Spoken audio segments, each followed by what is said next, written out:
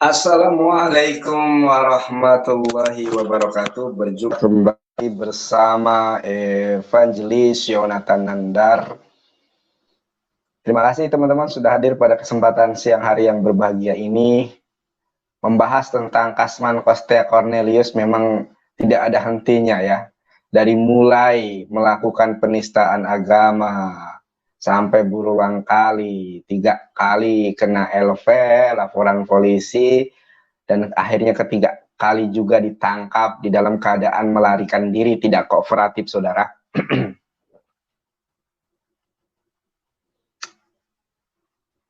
Tidak kooperatif ya, Kasman Kostea Cornelius ini tidak kooperatif, sehingga dia ketika ditangkap di sawah melarikan diri ya. Kemudian teman-teman sebelah menuduh bahwa yang menganiaya itu adalah Majelis Ulama Indonesia. Ini nggak benar ini ya. Dan tiba-tiba ada suatu kabar informasi yang sangat valid, bahkan berita ini diberitakan di media berita online yang akurat, contohnya CNN gitu ya, mengabarkan bahwa yang menganiaya M. Kuchlo Kostea Cornelius ini adalah seorang irjen ya, irjen polisi, Napoleon Bonaparte. Nah, tanda tanya, masih diduga, sudah masih dalam proses.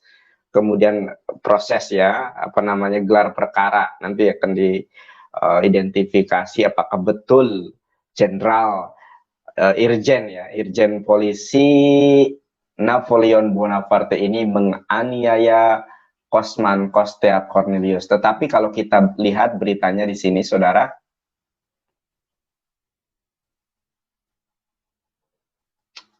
ini diberitakan di berbagai media online ya. Ntar kita lihat dulu di sini.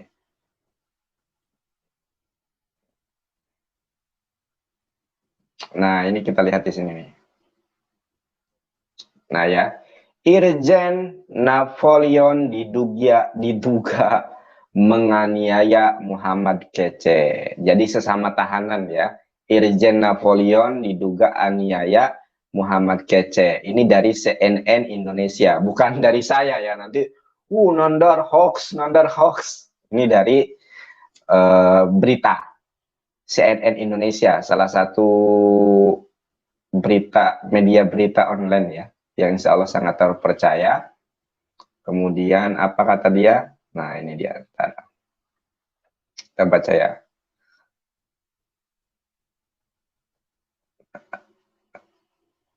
Oke, kita perhatikan, saudara bisa cek sendiri. Nah, ini ya. Sebelumnya, Kece membuat laporan ke Bareskrim Polri bahwa dirinya dianiaya oleh sesama tahanan di dalam rutan. Di dalam rutan rumah tahanan Bareskrim Polri. Laporan polisi LP itu terdapat dalam LV bernomor LV bla bla bla bla bla Bareskrim. LV itu dibuat pada tanggal 26 Agustus 2001 atas nama Muhammad Kasman. Polri lantas segera melakukan gelar perkara untuk menentukan tersangka penganiayaan. Nah, ini saudara ya. Karo Penmas Divisi Humas Polri Brigjen Rusdi Hartono mengatakan pihaknya telah memeriksa 3 saksi dan mengumpulkan bukti-bukti. Nah, kemudian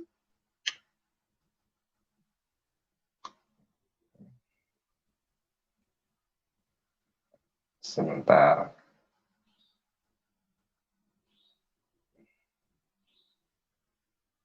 Sebentar ya saudara, ini kurang ini, kita lari ke sini.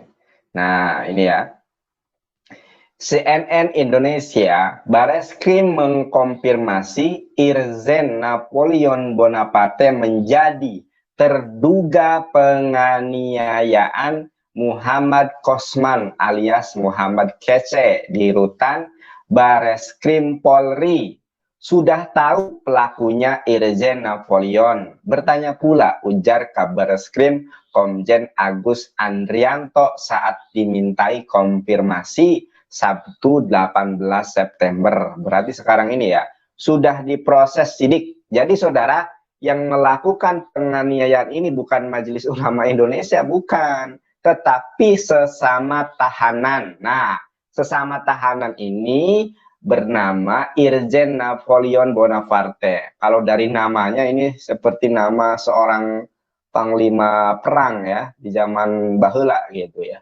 Napoleon Bonaparte. Orang mana itu? Orang Inggris atau orang Italia? Saya lupa lagi sejarahnya ini. Pernah ada ya.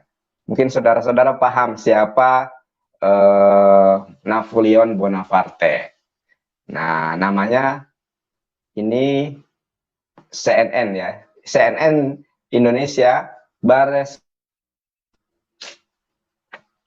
Bareskrim mengkonfirmasi Irjen Napoleon Bonaparte menjadi terduga penganiayaan. Aduh, sinyal saya kurang bagus ini ya. Bareskrim mengkonfirmasi Irjen Napoleon Bonaparte menjadi terduga penganiayaan Muhammad Kosman alias Muhammad Kece di rutan Bareskrim Polri.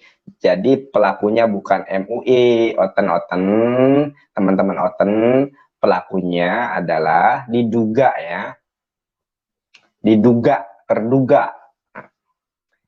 Sudah tahu pelakunya Irjen Napoleon, bertanya pula, ujar Kabar Reskrim Komjen Agus Andrianto saat dimintai konfirmasi pada hari Sabtu 18 garing 9 September berarti ini ya. 18 September, mohon maaf bercanda saudara. Sudah diproses sidik pelaku sesama tahanan.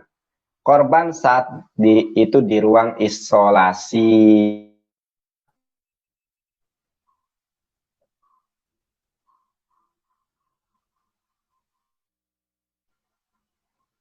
Kemudian, nah,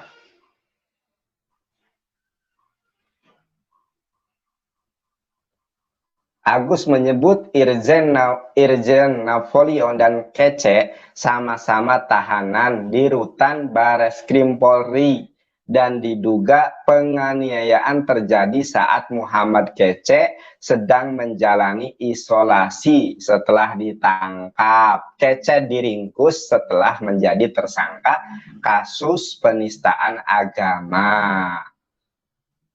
Ya, sementara 4 tahun penjara karena menerima suap sebesar berapa ini ya, bla bla bla bla dari pidana korupsi. Oke, kita tidak menyoroti Irjen Napoleon Bonaparte terkait kasus yang kemudian dijalaninya, tetapi yang kita soroti adalah bagaimana teman-teman Christian ini menuduh MUI menuduh MUI yang menganiaya. Ini kan nggak lurus gitu ya, ngawur gitu. MUI nggak tahu apa-apa dituduh menganiaya. Ternyata yang menganiaya adalah seorang irjen. Diduga ya, irjen. Nanti proses hukumnya kita serahkan kepada pihak yang berwenang. Ini hanyalah kabar, informasi, bukan dari saya informasinya ya saudara, tetapi dari CNN Indonesia. Saya hanya menyampaikan kabar informasi terbaru. Karena kasus MKC ini nggak ada henti-hentinya saudara ya. Dia ini orang yang tersohor sekarang ini, di mana-mana diceritakan ya.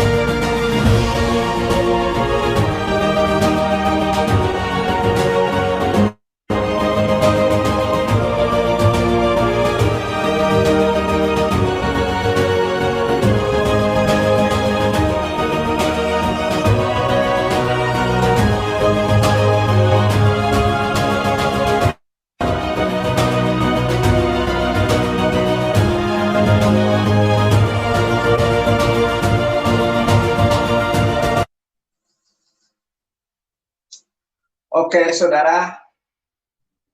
Mana nih? Bagi saudara-saudara yang kangen sama saya mau ngobrol boleh tuh. Linknya sudah saya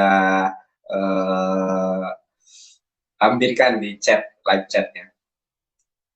Mudah-mudahan dapat diambil ibroh agar jangan kita bermudah-mudahan di dalam memfitnah ya, kemudian bergibah, menghibah, menuduh. Masa MKC yang ditahan, MKC yang melakukan penistaan, MUI yang disalahin. Katanya MUI menjadi pelaku penganiayaan. Ternyata setelah di cross check ya, CNN Indonesia mengabarkan pada hari ini ya, baru saja ini beritanya nih, Sabtu 18 saudara, Sabtu 18 9 September 2021 pukul 12.03 waktu Indonesia Barat. Jadi sangat ini ya, baru aja, masih hangat ini beritanya, masih hangat beritanya ya. Kita lihat lagi.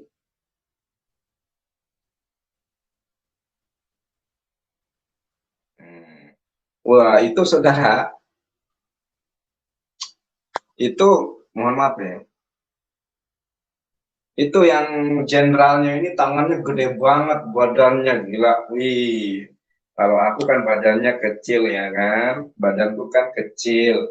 Itu jenderal tangannya gede, badannya gede. MKC, aduh kasihan ya. Puh, puh, puh. Waduh, ya Allah, Kasman, Kasman. Puh, puh, puh.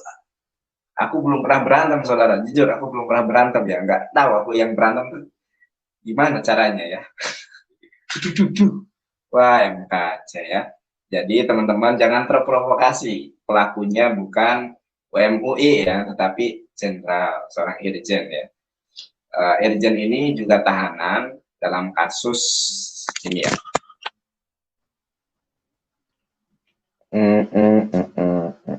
Ini ada logis. Oke. Halo. Assalamualaikum. Halo, assalamualaikum Bang Nandar. Waalaikumsalam warahmatullahi wabarakatuh. Gimana nih Bang, tanggapannya nih Bang? Ternyata pelaku penganiayaan terhadap Kasman Kostia ini bukanlah MUI, tetapi teridentifikasi setelah gelar perkara terduga pelakunya adalah Irjen Napoleon Bonaparte. Kalau dari namanya kayaknya ini bukan nama seorang Muslim, saya nggak tahu agamanya apa itu. Makanya saya bertanya apakah namanya Napoleon Bonaparte. Sepertinya memang sepertinya dari namanya memang iya, bukan orang Islam. Ya, makanya cuman yang saya patut sayangkan adalah tuduhan-tuduhan mereka. Jadi menuduh sebelum ada terbukti itu tuduhannya ini. Jadi mereka itu sepertinya sangat senang sekali membuat opini-opini publik bahwa orang Islam itu beginilah begitulah. Iya. Jadi sangat disayangkan mereka itu seperti ya memang berharap Indonesia ini kacau balau dan diadu domba. Ini sudah sangat mengharapkan orang-orang luar yang benci Indonesia, yang benci Muslim tuh berharap sekali kalau Indonesia itu kacau balau, sebab hartanya kaya, negaranya makmur, alamnya cuma 2 alam, tidak pusing-pusing bersalju dan inilah dan itulah. Jadi ini mestinya patut diwaspadai ini. Ini adalah salah satu cara untuk memecah belah NKRI. Saya katakan untuk memecah belah NKRI melalui apa? Melalui orang perorangannya susah. Karena laut ininya jauh. Sekarang melalui agamanya disulut-sulut lagi. Dan ini adalah faktor yang paling sensitif kalau sudah menginjak-injak urusan agama. Dan mereka sepertinya sangat senang sekali melihat kekacauan ini. Dan sepertinya sebenarnya adalah sesuatu yang wajar kalau seandainya di dalam tahanan kemudian ada ketersinggungan sesama tahanan gitu ya. Mungkin karena yang tadinya mereka salah satu tahanannya tadinya sendirian atau 2 orang, sekarang dimasukin jadi nambah penuh. Kemudian si KC ini jadi latihan samsak tinju, ya mungkin karena tahanannya kurang gerak sehingga Pak Kaca lebih bermanfaat rasanya kalau untuk di situ. Eee, yang anehnya begini Bang Nandar, giliran si Gimana? Kacek, baru dibikin babak belur, sama Bonyok. sesama Halo Bang, tahanan. suaranya. Hmm. Halo halo halo. Iya, kedengeran Pak Nandar? Ya, lanjut Bang. Iya ya. Iya, giliran si Ya, Kacek lanjut bikin lanjut. babak Dengar, belur, dengar. Nah, heeh, tadi yang gua bikin bikin babak belur karena untuk latihan tuh mungkin latihan atau jengkel sesama tahanan, itu mereka teriak-teriak, Hmm, woi, tapi giliran Yesus dibunuh, disiksa, disalib, mereka bahagia. iya, nggak Lah, dibela ya. mestinya mereka lebih membela Yesusnya, bukan si Kacanya. Kalau dikatakan, oh, si Kaca memberitakan kebenaran. Lah, Yesus juga memberitakan kebenaran. Lah, kan Yesus untuk menebus dosa. Lah, Yesus dosa apa yang dilakukannya? Sedangkan si Kaca sudah jelas melakukan perbuatan menista. Nah, kalau seandainya Betul. hukuman dosa adalah maut, si Kaca baru babak belur, belum seberapa, Yesus dihukum mati. Lah, mestinya mereka membela Yesus, bukan membelanya si Kacek. Betul, betul, Iya, betul. kan begitu kan logikanya. Lah Hmm, sekarang kalau seandainya si Kacek babak belur belum seberapa dibanding Yesus. Yesus yang tidak punya dosa dan dijadikan malah dituduh menjadi Tuhan agar Yesus dibunuh, tetapi mereka tidak membela. Nah, sekarang giliran Kaca yang babak belur, mereka teriak-teriak dan menuduh agama lain, menuduh oknum lain, menuduh MUI segala macam. Waduh, ini memang sepertinya mereka sengaja mengadu domba. Sengaja mengadu betul, betul, domba betul. agar NKRI ini kacau balau. Padahal mereka tidak berpikir kalau NKRI kacau balau, mereka pun keluarganya akan kacau balau. Karena apa? Betul, Tidak betul, akan betul. aman dia pun hidup di Indonesia kalau Indonesianya kacau balau. Jadi mestinya berpikirnya yang positive thinking dong. Mesti berpositif thinking. Ini sudah ditangani oleh aparat. Biarkan aparat yang menangani. Adapun hasilnya Betul. bagaimana? Itu adalah urusannya hakim untuk membuktikan apakah layak untuk memutuskan apakah layak orang ini dianggap sebagai penista atau bukan. Lah kalau sesama tahanan kemudian Pak Aceh jadi samsak tinju, kemudian untuk latihannya ya mungkin saja karena, sesama tahanan kan jenuh mungkin. Jadi Betul, karena, betul.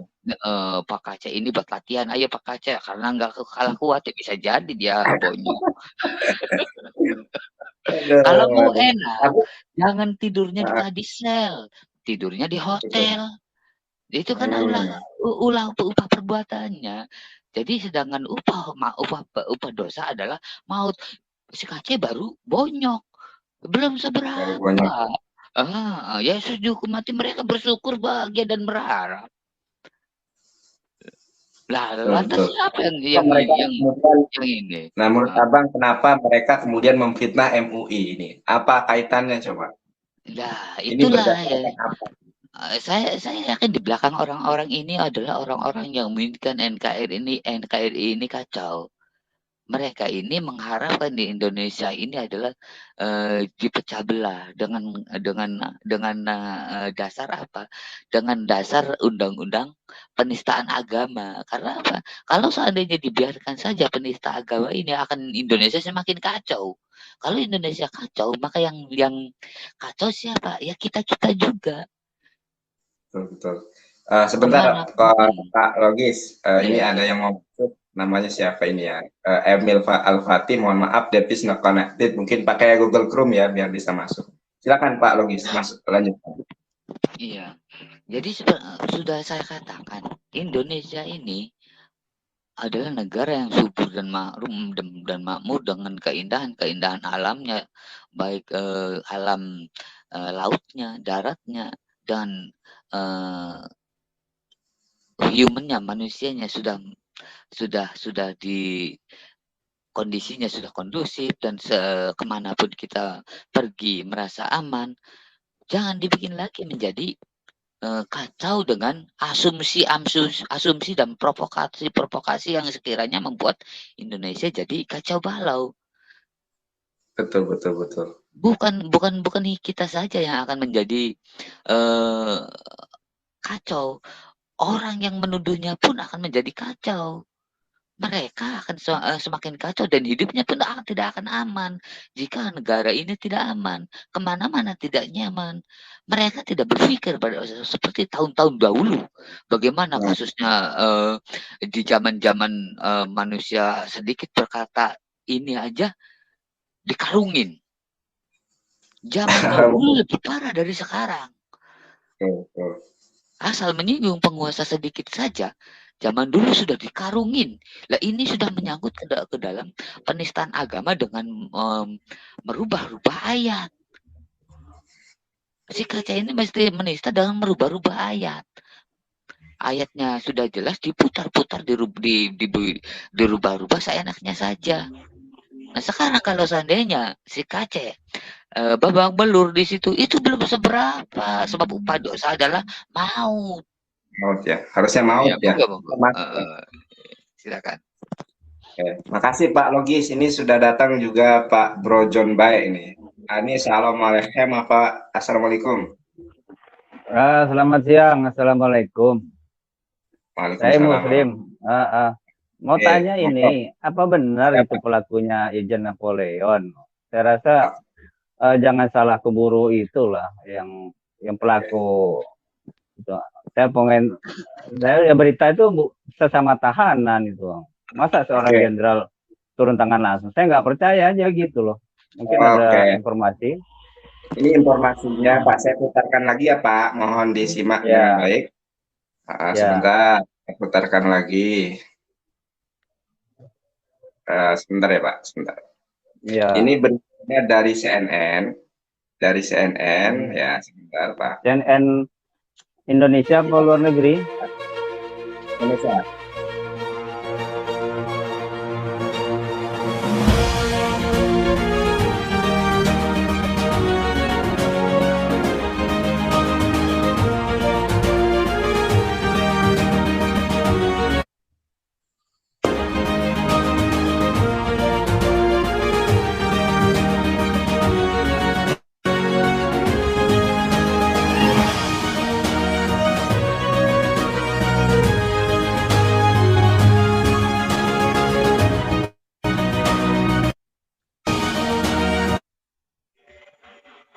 Videonya ada nggak yang pernyataan dari pihak itu Bareskrim?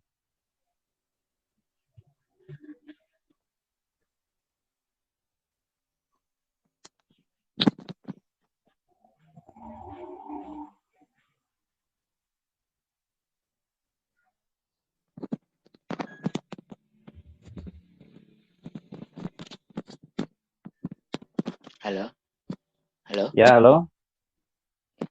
Halo. Bang Nandar jelas nggak ada suaranya? Suaranya kedengaran kemana? Suara saya kedengar Pak. Mohon maaf. Kedengar itu? Iya. Sudah kedengar. Memang ini juga kan berita baru dari CNN yang menginformasikan Napoleon Bonaparte baru dikatakan juga baru terduga. Dan itu terduga. Jadi kita berdasarkan asas praduga tak bersalah itu dikatakan baru praduga dan kita juga masih belum menyimpulkan siapa pelakunya dan itu mesti dibuktikan di persidangan. Hanya saja yang patut saya sayangkan adalah oknum-oknum tertentu yang langsung tuduh tanpa ada konfirmasi kelanjutan berita. Menuduh MUI lah, menuduh orang-orang Indonesia lah yang memerintah, orang-orang Islam lah yang memerintah. Itu yang patut disayangkan dan mereka seolah-olah sepertinya sudah merencanakan untuk menuduh itu dan itu kan sudah nyata-nyata akan mengakibatkan situasi Indonesia tidak kondusif. gitu loh. Kalau seandainya itu dikatakan yang baru terduga, itu patut nanti urusannya belakangan adanya di persidangan. Dan sekarang pun mereka tidak harus menuduh MUI yang di belakangnya, atau Betul, orang ya. jenderal belakangnya yang merencanakan pembunuhan. Nah sekarang saya balik bertanya, itu baru Kacek saja, baru Kacek yang ditangkap terus digebukin. Mereka sudah kepanasan, tapi Tuhannya mereka yang dianggap Tuhan, Yesus, dibunuh, mereka bahagia, Biasa. bersyukur, dan berharap. Aneh. Nah, Iya, sekarang saya tadi heeh, tadi saya di room sebelah ya, Oten. Mereka sedang sibuk membahas itu, bahkan mendukung si siapa tuh si Poljang untuk menggambar-gemborkan, mengundang para wartawan-wartawan luar negeri untuk mengatain gitu ya, memprotes seperti itu. Padahal itu kan Ya, masih duga, itu pun siap, siap. saya rasa nggak mungkin seorang jenderal begitu. Ini juga Begitu. ada mantan pengacaranya Pak MKC. Saya persilahkan, ini ada Pak BBS Official, seorang pengacara juga. Ini saya masukkan ya. Mudah-mudahan dapat memberikan silakan. informasi yang lebih. Ya, salam Pak. Siapa ini namanya ya? Salam Pak BBS Official. Salam BSS official. Oh, mohon maaf, BSS Official. Aduh. Kalau Iya, lihat jadi acara ini saya jadi ini Pak, kangen sidang ini karena saya belum vaksin sehingga belum bisa sidang. Silakan. ya, jadi yang pertama Apakah informasi ini akurat? Kalau tidak salah waktu dengan Lairudi saya lihat Pak BBS juga ikut ini ya, memberikan komentar ya, atau pernah menjadi salah satu kuasa hukum dari MKC? enggak, saya enggak pernah. Enggak ya? Cuman saya dari sejak awal tahu berita video MKC ini, saya mengamati terus sampai ditangkap ya. Ya, ya. Begitu. Sebentar, Karena Pak. Sebelum ditanggapi, saya aturkan terima kasih tadi kepada Bro John Bay yang sudah menyampaikan tanggapannya, kepada Pak Logis juga. Sekarang silakan Pak BBS untuk menanggapi. BSS Bang Oh, Nanda. mantap ya Allah, ya Rabbi ya, saya itu kadang BSS atau namanya siapa sih? Jangan ini yang mungkin abang siapa? Gitu. Bobson. Oh, Bang John ya. Bobson, panggilnya Bob aja. Oh, panggilnya Bang Bob. Kelai Iya. Bob. Apa Bob? Silakan. Siap. Jadi begini ya, yang pertama Irjen Napoleon ini kan, inilah yang saya nggak suka dari pemberitaan di media sosial ini ya. Apalagi khususnya kawan-kawan YouTuber yang justru membangun opini-opini sesat sehingga para netizen itu dikorbankan ya. Mereka ini hanya untuk konspirasi. Sebentar, ini yang feedback dari siapa ya? Ya, sebentar ya. Sebentar ini siapa?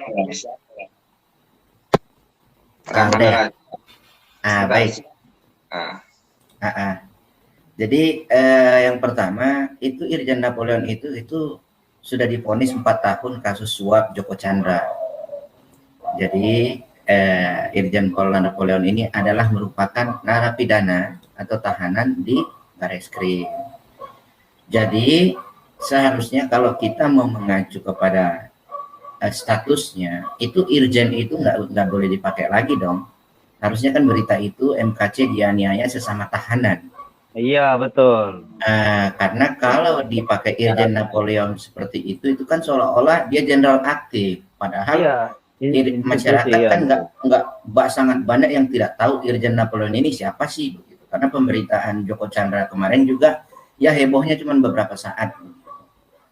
Saya tahu Irjen Napoleon ini karena saya penyuluh anti korupsi dari LSPKP KRI. Makanya saya begitu baca Irjen Napoleon, wah ini penyesatan, ini berita yang framing seolah-olah ada pihak jenderal aktif yang juga punya kepentingan atau punya rencana buruk ya terhadap MKC. Padahal tidak begitu. Karena kan masyarakat kita ini doyannya baca judul doang, tapi dalamnya nggak dibaca gitu isinya. Yeah.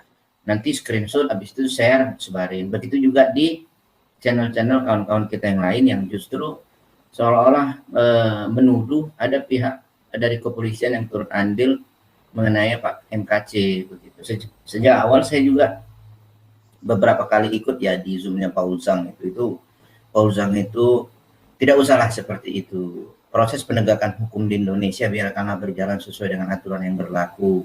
Gitu. Iya, provokator deh. Kalau kita melihat ada ketimpangan, ada ketidaksesuaian penerapan hukumnya, mari kita bicara di ranah itu. Jangan membabi buta, menggiring, ya seolah-olah ada MUI, ada ulama, ada jenderal polisi, apa. Yang kasihan itu justru masyarakat. Masyarakat yang kasihan, masyarakat kita. Gitu. Masyarakat kita disajikan data-data yang tidak valid. Gitu. Karena laporan polisi Pak MKC ini tanggal 26 Agustus. Pak MKC itu ditangkap kalau saya nggak salah 24 Agustus. 2 hari setelah penangkapan, Pak MKC itu masih dalam tempat isolasi mandiri, proses isolasi mandiri ya. Nah ternyata kejadian itu benar di tempat isolasi mandiri. Pada saat itu tahanan yang bernama Napoleon, saya nggak mau pakai irjennya ya, karena ya, irjen itu terlalu berharga bagi seorang yang melakukan suap. Hari ini kita panggil irjen gitu loh. Apapun ceritanya, Napoleon Bonaparte itu sudah divonis 4 tahun. Dia melakukan suap Joko Chandra. Dulu dia diberikan negara satu jabatan yang luar biasa digunakan untuk melakukan kejahatan suap. Jadi hari ini kita harus sama-sama memahami, kita nggak boleh pakai irjen itu lagi. Masa irjen digunakan untuk tindak pidana suap menyuap? Kan kita malu nih masyarakat seperti itu. Bagi saya sendiri itu bukan seorang irjen lagi ya, itu udah seorang narapidana kasus suap, itu korupsi. Nah, mereka ini Napoleon Bonaparte dengan Pak MKC ini dalam satu tahanan begitu. Nah saat ini Mabes Polri juga sedang mencari tahu motifnya apa, apakah karena ketersinggungan atau karena apa, kita nggak tahu. Kemudian pada saat Pak MKC ditahan itu sebenarnya sudah ada penasihat hukum pada saat itu. Nah saya juga amati di channel-channel kawan-kawan kita itu sudah ada penasihat hukum waktu itu 13 atau 15 ya. Saya bertanya, ini Bang Nandar kan advokat ya sama kayak saya. Masa penasihat hukumnya tidak paham apa yang menjadi hak-hak tersangka sekalipun Pak MKC itu sedang dalam tahanan gitu. Artinya Pak MKC ditahan seperti itu, penasihat hukum tanggal 26 itu harusnya sudah tahu Pak MKC pernah buat laporan polisi karena dia dianiaya sesama tahanan. Masa penasihat hukumnya tidak mengetahui itu begitu. Karena Pak MKC itu berhak menghubungi keluarga, penasihat hukum dan dokter pribadinya, itu begitu diatur dalam KUHP. Apakah tanggal 26 itu Pak MKC tidak ada menelpon keluarga atau menghubungi penasihat hukumnya? Begitu. Nah, ini kan menjadi simpang siur. Nah, kemudian pengenaan Pak MKC ini baru diangkat tiga hari terakhir ya. Dan itu lebih membabi buta. Yang dibangun opini seolah-olah ada jenderal gitu.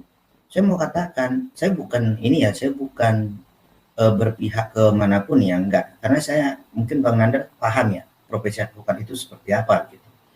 Nggak ada jenderal yang doyan ngurusin masalah kayak gini ya, kalau dia jenderal aktif ya gitu. Nggak mungkin. Tapi terima kasih Pak Abang ya, sambil Abang John ini. Saya aturkan terima kasih. Abang Bob, mohon maaf. Ya, iya.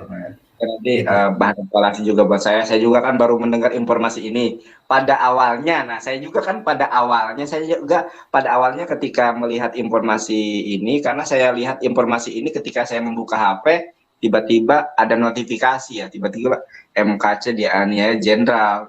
Saya lihat pas buka loh dari CNN gitu. Makanya saya juga kaget. Nah, pas ketika saya cross check, saya buka ternyata mantan irjen gitu kan, bukan jenderal aktif, akan tetapi tahanan, sesama tahanan juga. Terima kasih ya atas Bang, luar biasa Bang, sangat santun ya Bang. Itu lanjut, jadi Bang. Saya juga nggak sepakat gini Bang Nandar, saya juga nggak sepakat kalau kita bicara tentang kejadian Pak Ahok, kejadian Meliana, kita berbicara tentang proses penerapan hukum yang keliru. Mau adapun itu pertimbangan hakim dalam putusan itu keliru, atau penerapan hukum formilnya itu keliru, ataupun penerapan hukum acaranya keliru, ya kita bicara di ranah itu. Jangan membabi buta seolah-olah dalam MKC ini ada jenderal yang terlibat lah, ada keinginan dari pemerintah untuk menghabisi MKC lah. Itu terlalu horor ya, kita jangan menebar horor di tengah masyarakat. Gitu.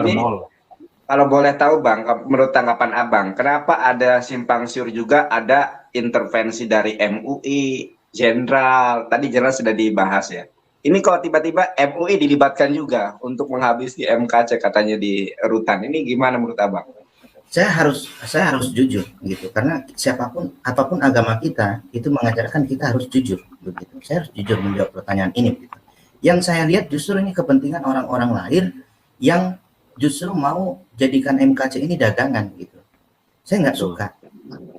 Saya nggak suka. Saya bukan dikatakan, saya Kristen, Pak MKC Kristen, kenapa nggak bela Pak MKC? Saya bukan membela membabi buta. Kita nggak boleh begitu. Jangan membela membabi buta. Yang benar katakan iya, yang iya katakan iya, tidak katakan tidak. Gitu loh.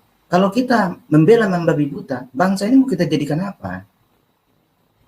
Itu. Bangsa ini mau kita jadikan ajang untuk saling menghujat, ajang untuk saling memaki. Nggak benar. Kalau Pak MKC itu ada yang baik dia lakukan, kita katakan baik. Ada yang salah, kita katakan salah. Begitu. Ya, nah, pengadilan lah mau buktikan nanti kan. Iya, opini-opini membangun, ada MUI, ada jenderal apa segala macam. Itu kan hanya sekelompok orang yang justru ingin menggunakan MKC memenuhi keinginan kepentingan mereka masing-masing. Ini seolah-olah kita mau domba ya. Ini seolah-olah kita Islam Kristen ini mau dibentur-benturkan ya. Benar. Ini sudah, itu sudah masuk ke ranah itu, Bang Nanda. Ya. Iya betul. Salah satunya Paul Zhang. Paul Zhang nggak usah banyak cerita lah. Datang ke Indonesia kalau berani. Benar. Gitu loh. Lebih gentleman MKC dan Yahya Waloni yang tidak lari ke luar negeri sekalipun bermasalah hukum ketimbang Paul Zhang yang sembunyi sampai sekarang keberadaannya tidak tahu di mana, cuma di Zoom. Gitu loh. Ya. Tidak usah kita ini hanya justru mengobok-obok masyarakat kita ini. Terlalu berharga Indonesia kita ini kita hancurkan hanya gara-gara seorang Paul Zhang. Orang-orang pihak-pihak tertentu yang ingin menghancurkan, mengobok-obok gitu. Hari ini kita bicara ada kelompok intoleran. Ayo kita bicara kelompok intoleran. Jangan menyimpang. Hari ini kita bicara ada kelompok radikal. Ayo kita bicara kelompok radikal. Jangan menyimpang. Jangan mencampur adukan, membabi buta. Justru menyerang salah satu ajaran agama yang dilindungi di Indonesia. Betul. Bukan begitu cara kita hidup berbangsa. Gitu loh. Mungkin saya hadir di channel ini kaget mungkin semua kawan-kawan. Tapi saya sudah lama mengamati begitu. Kita ini kok jadi kayak apa ya? Kok jadi kayak tidak punya keburuhatan minal iman gitu loh. Dimanapun ajaran agamanya kita ini diajarkan mencintai tanah air. Ayolah. Saling menghormati. Ya. Iya gitu. Jadi saya sepakat kita harus luruskan berita MKC ini. Saya mohon bantu kepada Bang Nandar, kepada kawan-kawan lain. Ini kita harus luruskan. Nggak boleh. Napoleon Bonaparte yang sudah ditetapkan tersangka atas dugaan penganiayaan terhadap MKC, biarkan penyidik yang bekerja. Kalau kita mau tahu, kirim surat ke Bareskrim atau kita tanyakan melalui media. Semua informasi terbuka kok, nggak ada yang ditutup. Tanya Bang Nandar itu, nggak ada. Zaman sekarang, aduh jangankan sekelas Napoleon, sekelas menteri aja disikat kalau dia melanggar hukum. Jadi nggak usah. Apalah di Indonesia hari ini nggak ada yang decking, nggak ada itu. Gitu loh.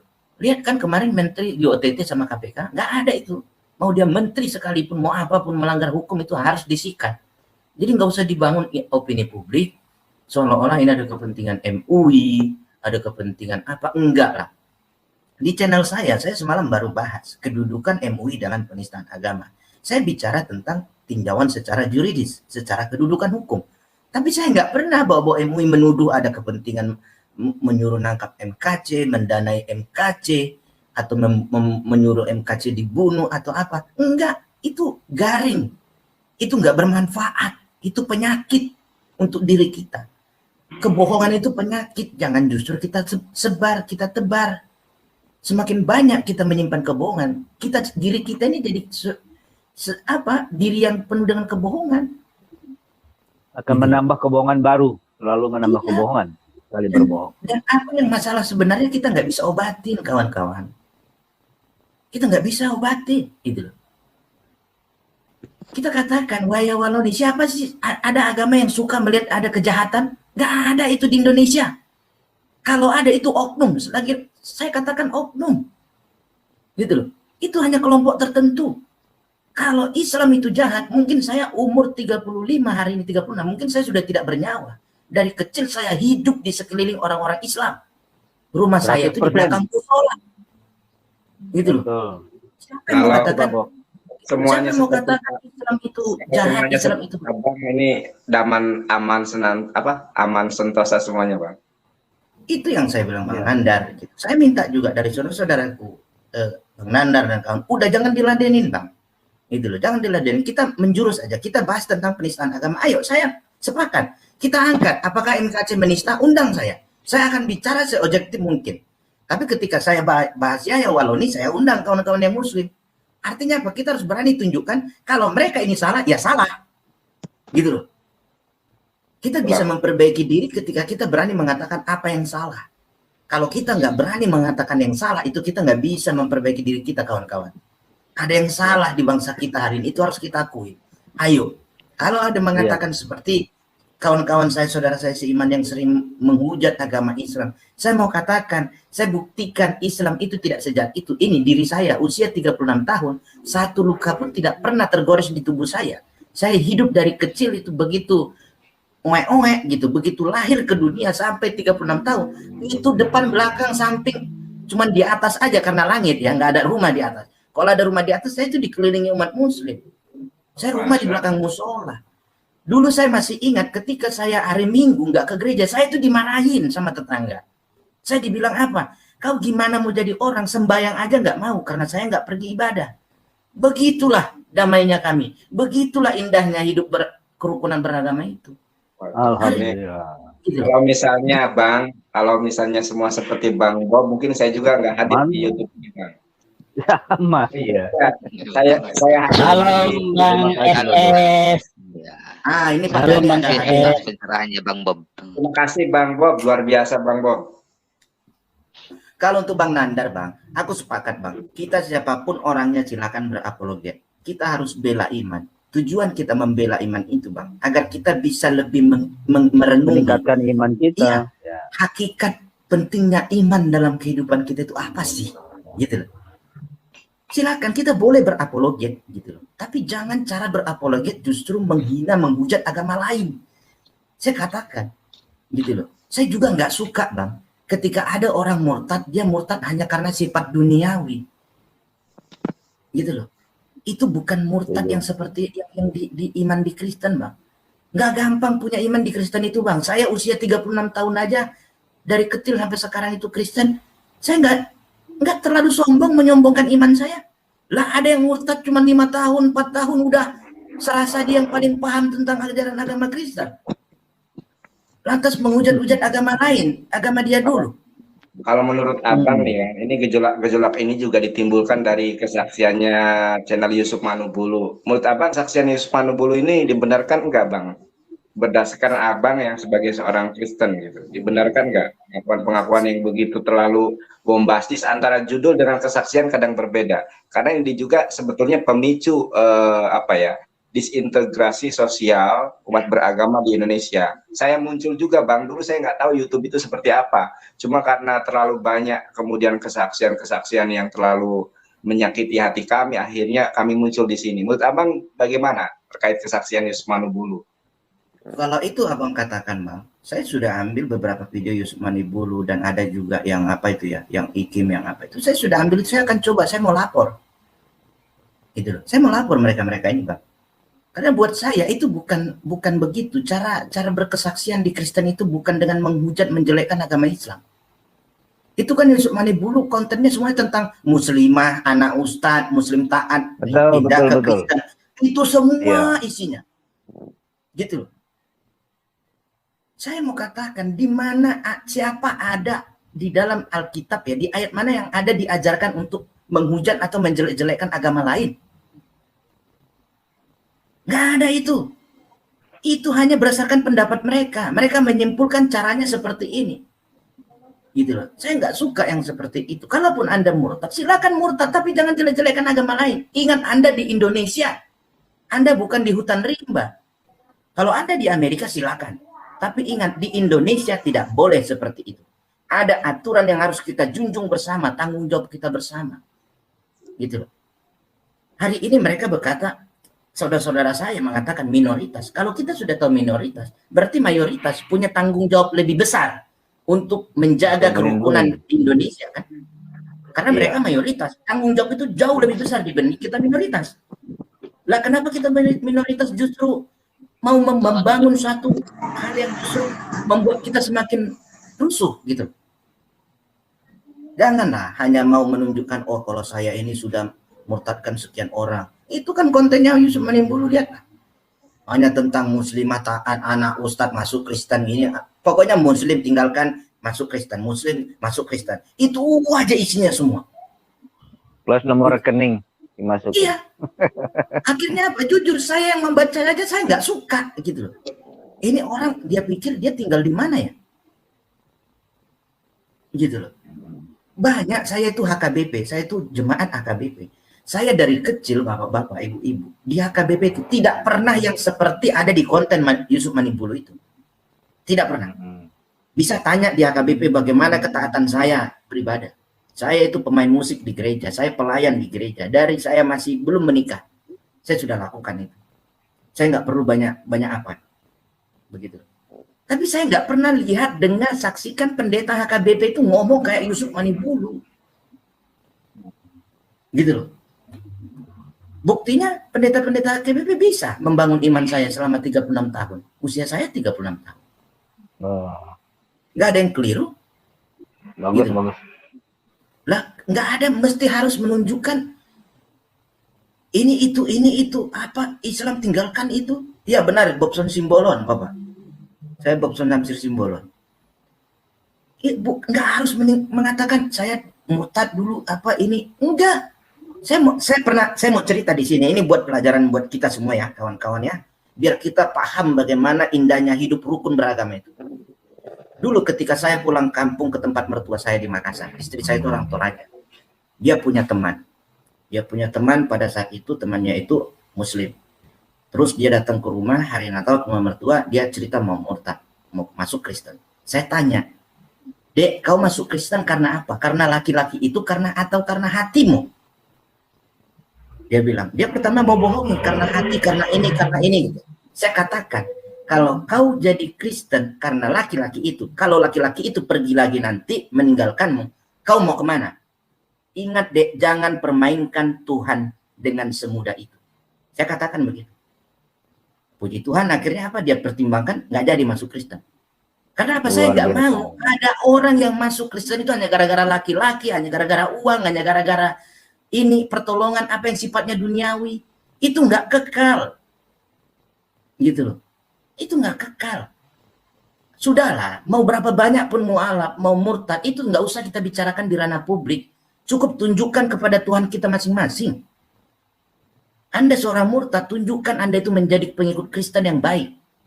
Anda seorang mualaf, tunjukkan Anda menjadi Muslim yang taat. Jangan mualaf 5 tahun, sholat pun nggak bisa. Al-Fatihah pun nggak bisa. Gitu loh. Saya bukan mengajari, ini saya meluapkan ya Bang Nandar ya. Gitu loh. Ini Bang Nandar mana kok hilang ini?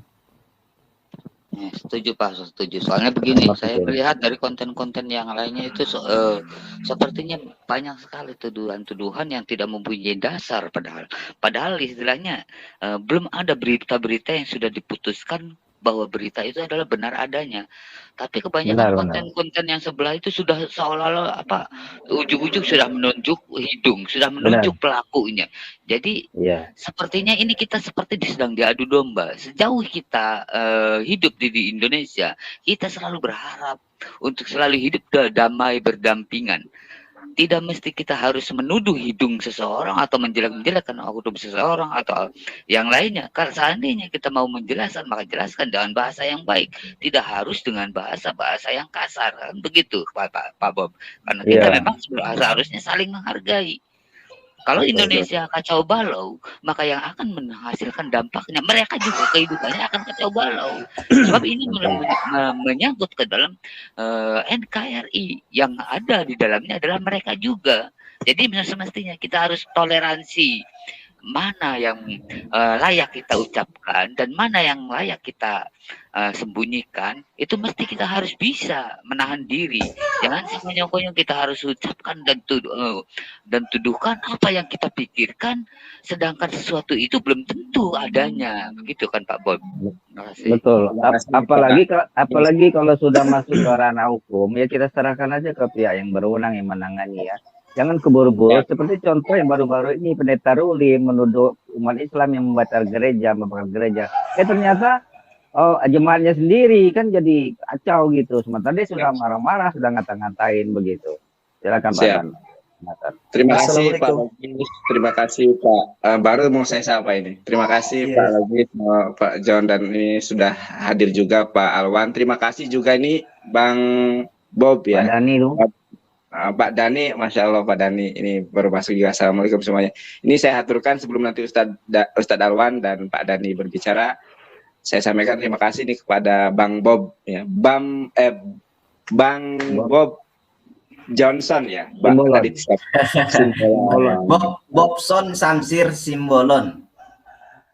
Bang Bob Samson Simbolon. Nanti ini saya di private chat. Oke, aduh agak susah ini namanya. Itu Mohon di maaf. private chat itu. Udah Ya, jangan ya. diapalin, besok ulangan Bang Nandar. Pak Bobson Samsir Simbolon, luar biasa ini pemaparannya. Terima kasih banyak. Kalau Iya. seandainya teman-teman Kristen seperti ini semua, tentu tidak ada dunia Mantap. apologet itu, Pak. Terima Benar, kasih. benar. Nah, ini saya izinkan kepada Pak Dani dan saya sapa dulu. Assalamualaikum Ustadz Alwan. Silakan. Ustadz Alwan dulu atau Pak Dani dulu? Boleh, saya dulu, boleh ya? Silakan, Pak Dawan. Pak Dani. Iya, silakan Pak Dani. Oke. Saya izinkan saudara saya yang seagama dengan saya, satu keyakinan. Assalamualaikum warahmatullahi wabarakatuh.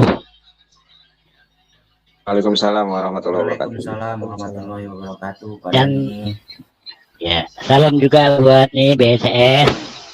Saya mohon maaf ya, karena kemarin ada Bang Yul minta nomor HP saya untuk BSS katanya. Tapi Iya, saya iya. belum sempat. Ya ada. Ya, tapi nanti kita berhubungan tetap.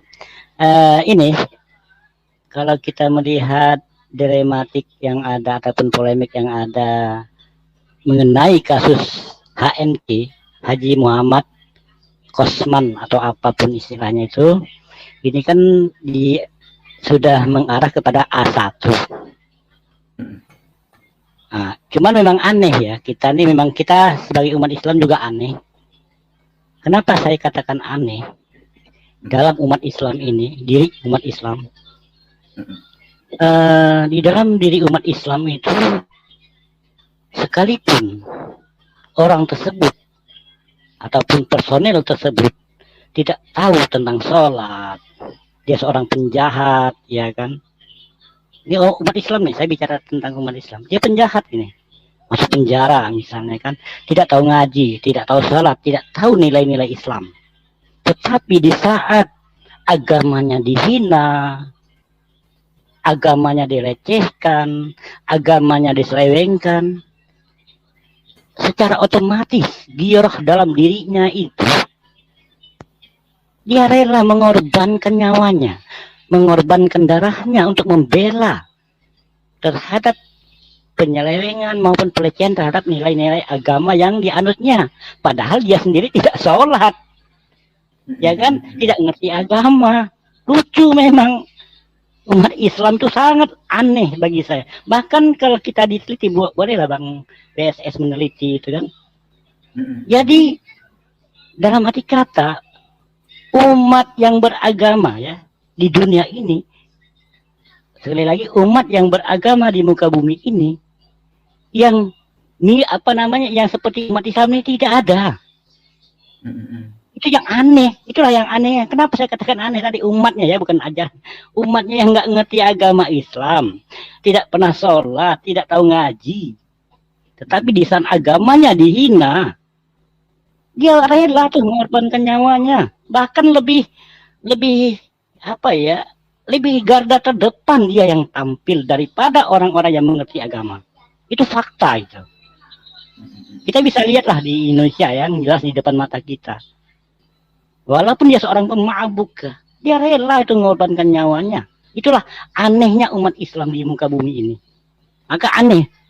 Jadi agak lucu kalau kita cermati, itu memang lucu. Kok bisa seperti ini? Itu nanti teman-teman yang menjawabnya. Itu yang pertama. Kemudian masalah MKC, kalau kita lihat dari legal standingnya, ya, legal standing ataupun apa namanya, secara normatifnya, legalitas formilnya, ya kan? Ini banyak teman-teman non-Islam mengatakan dia itu minoritas. Sering saya lihat di YouTube mereka itu mengatakan ini minoritas yang diperlakukan tidak adil. Selalu diberi penindasan terhadap minoritas katanya. Coba kita lihat, angkat secara normatif ataupun legal standingnya, secara fakta hukum. Sekali lagi, secara fakta hukum, apakah NKC ini termasuk minoritas? Secara fakta hukum ya, identitasnya, fakta hukumnya apa? Apakah dia Islam atau Kristen? Ini yang mereka tidak memahami secara fakta hukum. Kita bicara hukum. Kalau sudah berkaitan dengan hukum, otomatis kita akan terkait dengan fakta hukumnya. Yang dibicarakan pasti fakta hukum. Fakta hukumnya apa MKC ini? Ternyata dia masih Islam, bisa. Dan itu saya dengar dari YouTube-nya, dia mengatakan fakta hukumnya secara legalitas formilnya, identitasnya, KK dan KTP-nya masih Islam, berarti dia bukan minoritas. Betul atau salah nih kawan-kawan yang ahli pakar hukum? Secara fakta hukum, dia adalah mayoritas, dia adalah umat Islam. Terlepas dia secara fakta sosial, dia mengaku dirinya bukan Islam, itu fakta sosial. Kalau bicara fakta sosial, siapa saja bisa mengaku-ngaku. Tetapi secara fakta hukum, dia itu Islam. Kalau KTP-nya Islam. Nah, inilah kelemahan mereka yang tidak mengerti hukum. Sehingga dia melakukan pembelaan membabi buta tanpa mengerti tentang jalur hukum. Nanti bisa diserang balik oleh negara. Nanti negara akan gimana? Nanti pakar hukum lah yang menjelaskan tentang fakta hukum identitas KC itu. Itu yang kedua. Makanya saya katakan, kalau sudah kita mengetahui legal standingnya ataupun legalitas formilnya dia itu adalah Muslim ataupun Islam ataupun fakta hukumnya bisa terbukti dia itu Islam secara identitasnya, maka nanti akan timbul pertanyaan, apa sih urgennya orang-orang dua Islam kok mencampuri urusan internal umat Islam secara fakta hukum, secara hukum? Mungkin silakan dijabarkan nanti. Nanti kita akan ditanya kan begitu. Itulah yang dikatakan oleh saudara kita juga ya, dari apologet yang non-Islam.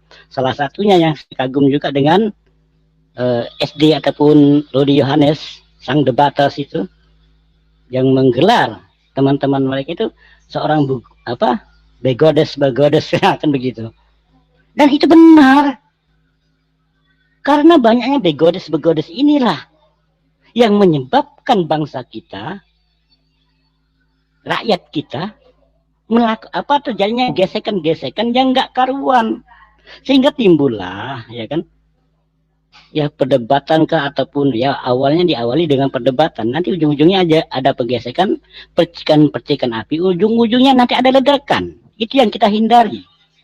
Ternyata 90% YouTuber, mohon maaf ya, di luar Islam itu justru membesarkan persoalan yang bukan kewenangan dia, bukan ranahnya. Kenapa saya katakan bukan ranahnya? Secara fakta hukum, MKC masih beragama Islam. Kalau dasar saya apa? Dasarnya pernyataan dari MKC itu di YouTube. Nah, kita lihat aja di fakta hukumnya nanti. Silakan dicek. Kalau itu benar, di mana letak mukanya orang-orang begodes ini? Di mata hukum, bukan di mata sosial, tapi di mata hukum. Bagaimana sih wajah-wajah orang-orang begodes yang dikatakan oleh Rudy Yohanes itu? Nah, itulah yang mereka tidak mengerti. Nah, maka dari itulah saya kata begini, cobalah berikan pencerahan, memberikan edukasi channel-channel ataupun YouTube ini kepada masyarakat luas, bukan untuk melakukan pembodohan. Nah, makanya kita kemarin sempat, ya mohon maaf ya BSS, kita kan pernah berbicara itu bagaimana kita mau mencari orang-orang yang memiliki apa namanya, dalam arti kata memberikan kesejukan edukasi kepada masyarakat supaya tidak ada gesekan-gesekan di masyarakat. Ini yang mudah-mudahan bagaimana caranya Bang BSS tadi mengumpulkan teman-temannya yang memiliki satu pandangan untuk menciptakan kedamaian di bangsa kita. Bukan untuk menciptakan pergesekan-pergesekan ataupun apa namanya, percikan-percikan api yang akan ditimbulkan oleh mereka. Ada api justru mereka sulut, kemudian dilencengkan lagi kemana-mana. Maksud saya apa kemana-mana tadi? Ya MUI lah, jenderal lah. Di awalnya mereka itu memuja-muja, dengan spontanitas mereka mengembalikan ucapannya, menghujat pula dengan kepolisian. Bareskrim dihujatnya. Itu fakta yang ada di YouTuber mereka, kan YouTuber saudara kita yang non muslim. Nah, ini apakah kalau saya amati, mohon maaf ya Bang BSS yang ahli hukum di sini, saya banyak melihat YouTuber mereka itu yang saudara-saudara kita juga sebangsa ini, setanah air ini, itu sudah melanggar aturan. Itu yang kita berbicarakan kemarin itu Bang BSS, ini apakah termasuk sudah melanggar undang-undang IT? Kalau saya amati sudah melanggar itu.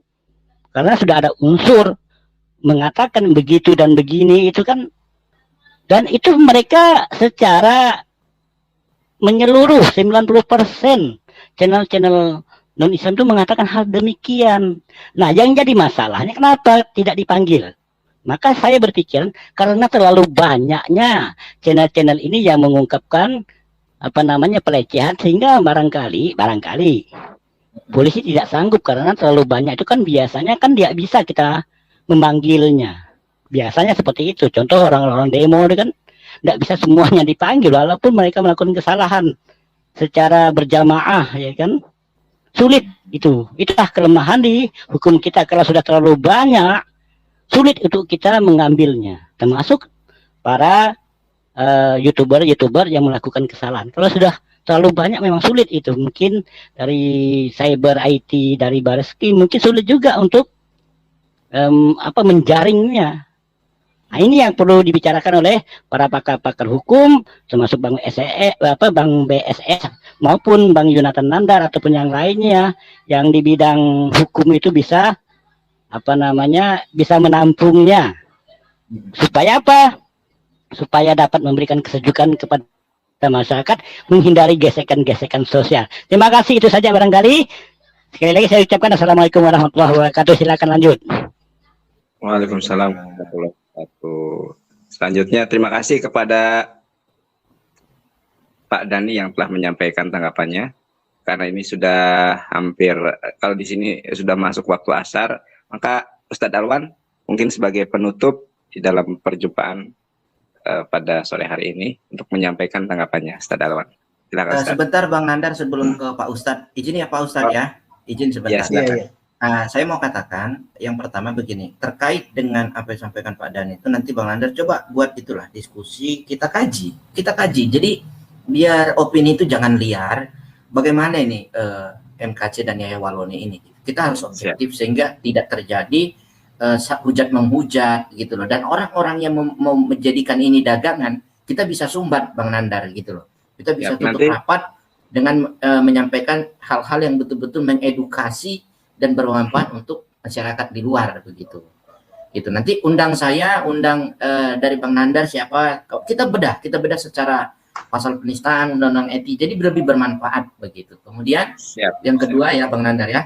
Saya di sini bukan untuk mau menyombongkan diri atau apa enggak. Yang pasti saya sudah terlibat, saya sudah hadir di tengah-tengah saudara-saudaraku kaum muslim. Saya mau menunjukkan Kristen itu tidak seburuk apa yang ada selama ini di YouTube. Tidak. Inilah seorang Kristen yang hadir di hadapan saudara-saudaraku hari ini adalah seorang Kristen yang ingin menjaga kerukunan dan kedamaian di Indonesia. ada masalah hari ini terjadi karena ulah saudara-saudara kita juga, ayo kita pikirkan bersama dengan hal-hal yang positif, ada hukum, kita kedepankan hukum. Mungkin itu saja ya Bang Nandar ya dari saya. Terima kasih Bang Nandar. Terima kasih. Sebelum ditutup, Bapak lagi saya panggil Abang ya, Abang Bob. Nanti insya Allah kita rencanakan, kita agendakan untuk berbicara atau kita tanggapi terkait situasi saat ini berkenaan dengan hukum undang-undang ITE dan lain sebagainya. Nanti saya undang Abang ya di channel saya untuk kemudian membahas hal ini. Nanti saya juga undang teman saya juga, abang saya dan Abang Nasution yang juga seorang lawyer.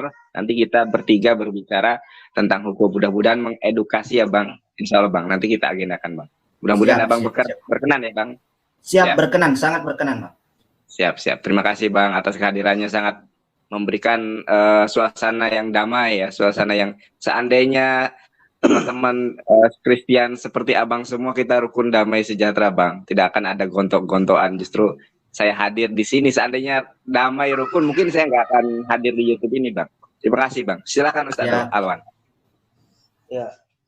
Bismillahirrahmanirrahim. Assalamualaikum warahmatullahi wabarakatuh. Suara saya kedengaran? Sangat jelas Ustaz, sangat jelas. Alhamdulillah. Ya. Alhamdulillah. Jadi saya mungkin tidak meninjau dari sisi hukum ya. Saya meninjau dari sisi teologis agama Islam aja.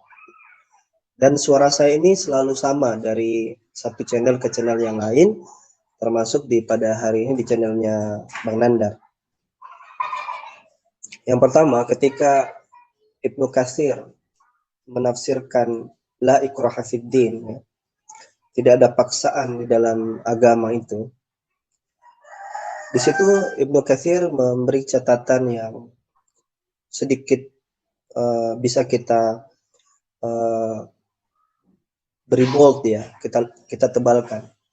Apa pernyataan itu? Pernyataan itu sama dengan yang disampaikan saudara kita Christian tadi, yaitu bahwasanya maksudnya orang ke agama itu menafsirkan ayat tadi tidak ada paksaan dalam agama, karena kata Ibnu Katsir tidak ada gunanya seseorang itu berpindah agama tapi hatinya tidak berpindah. Jadi dia betul-betul murni masuk ke dalam Islam, memeluk Islam. Kenapa? Karena keinginannya untuk memeluk Islam dari hatinya, bukan karena diiming-imingi atau karena misalnya ada faktor X yang lain. Kebanyakan kan kalau kita lihat orang berpindah agama, ini sedikit pengamatan saya ya, boleh salah, boleh benar. Banyak orang berpindah agama itu karena faktor menikah misalnya, ingin mengikuti pasangannya. Jadi dia menjadi orang yang rela melepaskan agamanya demi mengejar sesuatu hubungan pernikahan yang lebih baik. Itu kerap kali terjadi seperti itu. Ini terjadi di Islam maupun di agama yang lain. Ada yang berpindah karena memang dibujuk, karena pergaulan dan lain sebagainya. Sehingga alasan-alasan ini menjadi, kalau kita kaitkan dengan tafsir daripada Ibnu Katsir itu, menjadi sebenarnya tidak terlalu signifikan. Itulah kenapa di dalam pensyahadatan itu selalu kita awali dengan pertanyaan. Anda masuk Islam itu dipaksa atau tidak? Keinginan sendiri atau ada tekanan-tekanan dari pihak lain? Nah, ini tidak diperbolehkan sama sekali. Nah, beberapa waktu yang lalu juga saya sampaikan bahwa sampai detik ini saya tidak pernah bahkan sekalipun mengucapkan alasan atau pernyataan bahwa saya dukung Yahya Wallauni, tidak. Kenapa? Karena alasan saya itu masuk di ranah hukum, polisi punya penilaian tersendiri, dan dia kan juga belum tentu terbukti bersalah, masih ada proses pengadilan di dalamnya. Sehingga harusnya kita bersifat lapang dada. Kita kalau sebagai orang yang percaya dengan hukum, kita biarkan hukum itu berjalan sebagaimana mestinya. Nah, yang membuat saya agak sedikit jenuh dan gerah juga sebenarnya melihat sekelompok, ini di channel Paul Zhang ya, saya tidak bicara channel yang lain, karena saya nonton itu hampir 2 jam saya nonton. Di situ ada Saifuddin Ibrahim, klaim-klaim yang disampaikan itu, misalnya MUI itu yang menjadi faktor penyebab dari dipukulnya MKC, dianiayanya MKC misalnya, ini kan sebenarnya sudah memfitnah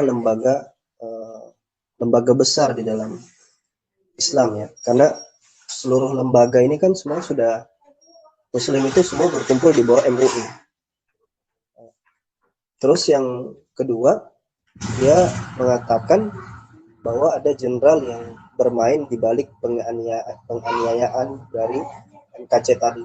Jadi dia berbicara figur yang menurut mereka informasinya dapat dari Asad. Yang saya ingin pertanyakan itu adalah kebangsaan mereka itu seperti apa? Karena selama ini kan kita umat Islam itu selalu dituduh yang buruk-buruk ya, dikata-katai kadrun, ya, kadal gurun, itu seringkali gitu kita dapat. Benar kata Pak BSS itu, kita itu mayoritas tapi suara yang minoritas ini kepada umat Islam itu seperti kedengarannya kayak kurang bagus gitu. Nah, waktu itu tuduhan itu terjadi, kemudian kita melihat bagaimana ya terjadi di situ, misalnya hal yang jelas aja, misalnya mereka seperti Paul Zhang sendiri mendukung aksi perjuangan pembelaan rakyat Papua di Papua. Saya ingin lepas dari masalah itu, tapi maksud saya ini kan seperti ada unsur disintegrasi yang dia suarakan juga di balik channelnya itu, dan diselubungi dengan ibadah, dan maksud saya itu kan jelas sekali. Tapi anehnya banyak di situ berkumpul polisi, maksudnya ada tentara di situ, ada jenderal setahu saya di situ, ada rohaniawan di situ, ada banyak di situ mereka berkumpul yang dalam tanda kutip juga menyuarakan soal-soal itu. Jadi kita itu sangat mempertanyakan sekali apa sih sebenarnya, apakah ini sebenarnya suara dari teman-teman kita Kristen ini, apakah ini suara sebenarnya apa seperti apa gitu. Itu saya sering mempertanyakan dalam hati saya. Nah, alhamdulillah di sini ada Pak BSS misalnya tampil dengan nuansa baru, suara baru, dia juga tidak setuju, dan ini saya syukuri. Saya syukuri sekali. Kenapa? Karena benar firman Allah Subhanahu wa taala di dalam surat Al-Mumtahanah itu kan dibagi ya kelompok itu. Ada golongan memang yang istilahnya memang kita bisa pergauli dengan baik gitu, saudara-saudara kita yang cinta dengan kebersamaan, cinta dengan kesatuan kita ini, dimana kita saling menjaga, saling, namanya kita ukhuwatul insaniyah kan. Kalau kita tidak seiman, kita minimal kita bersaudara dalam kemanusiaan, kan itu yang harus diperjuangkan. Dan saya sendiri kan dari Muhammadiyah ya. Saya pikir Muhammadiyah itu perannya tidak usah diragukan lagi kalau soal masalah-masalah kebangsaan itu. Makanya saya ingin tegaskan mungkin terakhir dari saya, artinya ya ini harus masih dijawab oleh teman-teman kita yang, karena mungkin Pak BSS ini suaranya cuma satu ya, 0,1 sekian persen kalau di dunia YouTube ini. Kalau kita lihat buka-buka itu kiri kanan itu, yang ada itu malah lebih nyaring yang suaranya Paul Zhang itu, dan Paul Zhang itu kan di relay di YouTube yang lain, narasinya kurang lebih hampir sama gitu. Ya saya sayangkan itu. Padahal saya pribadi ini berteman juga dengan teman saya yang Nasrani, dan itu kita tidak dapati di dunia nyata. Kita bergaul bagus, main jalan sama-sama, main catur sama-sama, main apa sama-sama, biasa aja. Nah, harusnya kalaupun kita ada dialog interfaith religion, misalnya dialog lintas agama, kita bisa sambil senyum-senyum saja, bercanda-bercanda gitu, sambil kita diskusi. Namanya diskusi kan memperkaya wawasan kita. Jadi itu juga jadi cara yang bagus untuk menepis keraguan-raguan ya. Jangan sampai ada prasangka gitu kan. Lebih bagus ditanyakan kan, lebih terbuka, open. Kamu betul ya kamu gini ya, betul nggak kamu gini, jadi diskusi yang bagus.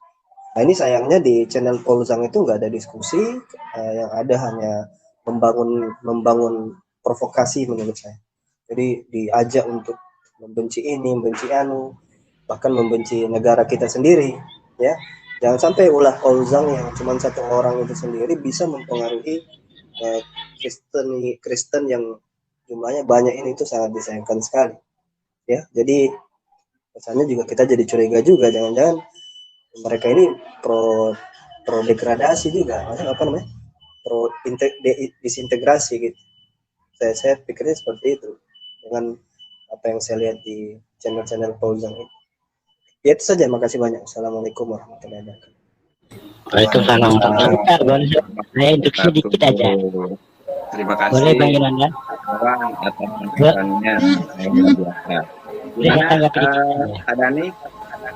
Ini tolong nanti sampaikan kepada mohon maaf nih Bang Alwan, yang berkumpul di Zoom-nya Paulzong itu bukan tentara, tetapi itu adalah pensiunan. Jadi tolong dibedakan antara tentara. Kalau tentara kita berbicara tentara itu berarti dia aktif. Tetapi kalau sudah Soalnya pensiunan dia sudah menjadi rakyat biasa. Dia dipanggil jenderal. Tolong tapi jenderal itu saya kenal. Ya, saya sudah tahu, saya tahu dia kenal. Tapi dia sudah pensiun. Kalau itu benar, harusnya kan mungkin dia sudah nggak dipanggil jenderal ya, tapi purnawirawan ya. Setahu saya gitu ya. Mungkin saya yang kurang ini, tapi saya tidak pernah dengar Paulzang itu panggilnya purnawirawan. Dia selalu panggilnya jenderal. Ya, makanya saya kalau benar informasinya berarti saya terkecoh. Dan itu sangat disayangkan juga senang. Tapi itu yang pasti, saya sudah berbicara langsung, dia itu purnawirawan, sudah pensiunan. Termasuk Ali Zonang itu juga sudah purnawirawan, termasuk yang jenderal yang sering berbicara dengan dia, apa namanya, saya lupa itu. Nah, itu juga sudah purnawirawan. Bukan, siapa namanya, lupa itu. Sering saya berbicara dengan dia, sudah purnawirawan. Karena kalau dia masih aktif, kita, termasuk saya, bisa menyampaikan kepada institusi. Itu bisa dipanggil oleh komandannya. Kayak saya ini kan aktif pasti. Kayak saya kemarin kan dipanggil, tetap dipanggil, tetap dipinta penjelasan. Kalau kita bukan bidang kita, itu bisa ada sanksi administratif namanya. Tapi kalau dia sudah pensiun, nggak bisa lagi. Nah, kalau saya, kenapa saya berani?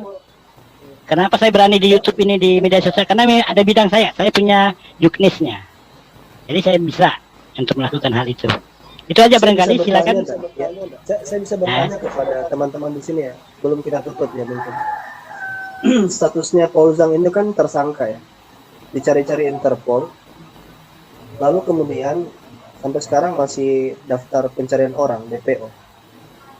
Tapi dia bisa muncul di YouTube dan banyak orang di situ yang masuk ke dalam situ, dan itu masih di Indonesia juga. Secara hukum ini saya bertanya, secara hukum apakah itu tidak berarti itu bisa diterima secara hukum, ataukah ada